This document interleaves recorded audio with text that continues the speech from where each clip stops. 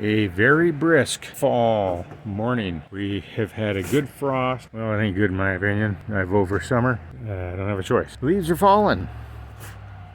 And we're waiting for the furnace guy to get here. We've been without heat for about 3 weeks. Didn't need it all the time, but kind of helps when you're cold inside. I got the furnace running in the garage with the door open, fan blowing in the house. And it's been all right. So I took the Jeep in, and would you know, the day that I went down there, it was a day where scrap prices dropped, but I got $350 for it at that place. Regular scrap yard, it would have just been by the ton, and it would have been next to nothing. My catalpa tree is losing the leaves, and I like to come out here and shake the tree and watch the leaves fall. And I don't know, I'm not going to be able to do it, but I can't lay hold of it. I need someone to come over here and run into it with a truck. Yeah. All right, so I mentioned in the last video that I was going to go to Illinois and there was going to be something big sitting in the yard, and that fell through. And I will insert a picture of what that item is right here, like now.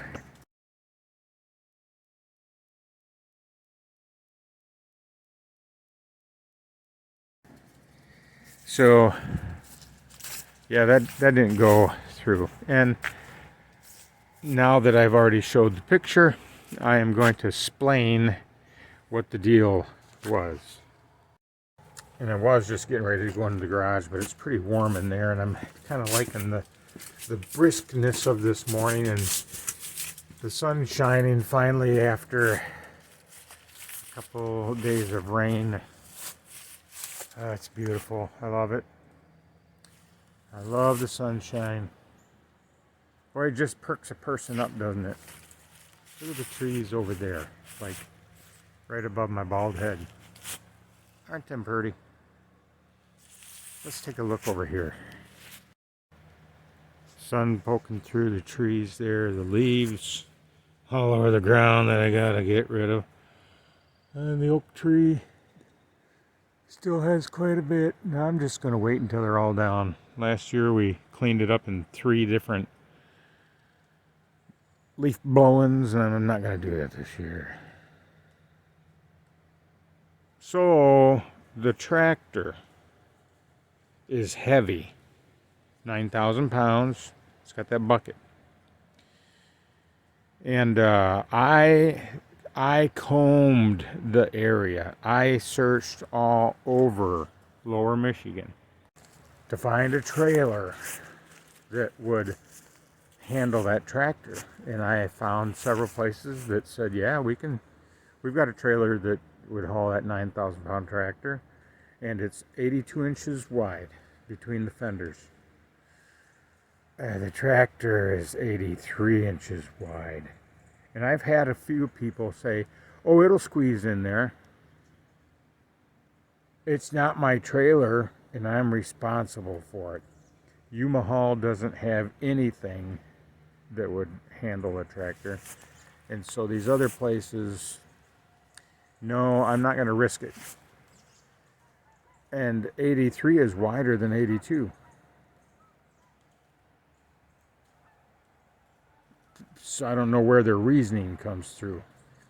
I looked up, heavy equipment trailer rentals, and I would get this place, and then they would send me to this place, and I had Big Daddy, he was looking for me in a lot of places that he found online over here in Michigan. I already called him, but we were both looking. He has a trailer that would be perfect, but he lives in Minnesota, so it ain't gonna work. If the tractor was newer and didn't need a lot of work, I would drive over to Big Daddy's and get that trailer and then haul that thing here. But they made this tractor It's an International Harvester 3500. Is made from 1972 to 1970, to mid 70s or late 70s. I don't remember. So it's old, but it does run. The guy would start it every year, but there's problems with the hydraulics. And then what really sealed it was my brother. He finally went out and really looked at it, and the hydraulic lines are just shot, dry rotted. They all needed to be replaced, and I don't have that kind of money. So I say, you know what?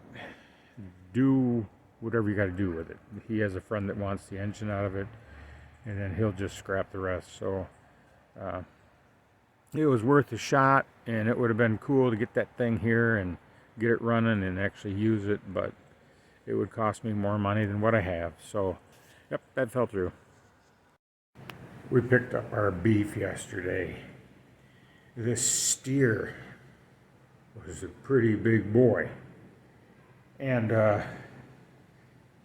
when we were in there asking, telling the lady what we wanted, what we wanted packaged, how thick, all that kind of stuff when you buy beef or whatever. And she said, well, you just want one chuck steak per package? We'd already told her we had 5 in the family. I said, well, there's 5 of us. Why don't you put 4 in there? She said, they're going to be this big.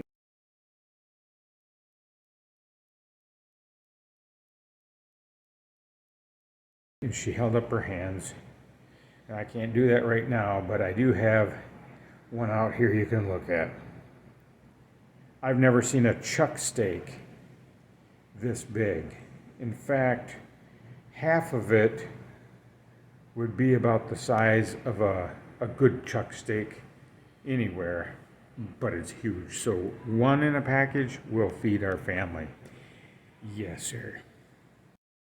I put a can there just for reference.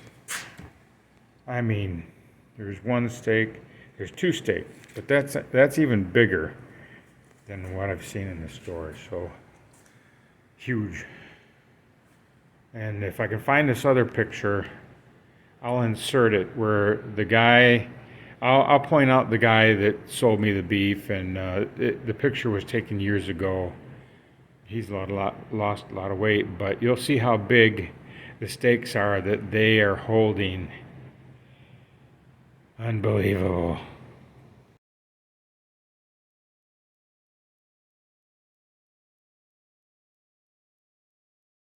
Can you imagine sinking your teeth into those doobie wampin steaks?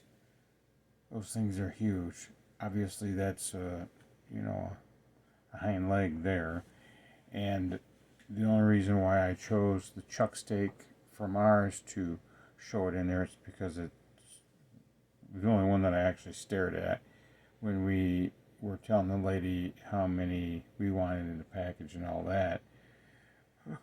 When we got to the chuck steaks, and she said that they were going to be so big by holding up her hands, I just couldn't believe it. So anyway, we had one, and it fed us for 2 days plus. So anyway, that's the latest update going on there in these parts.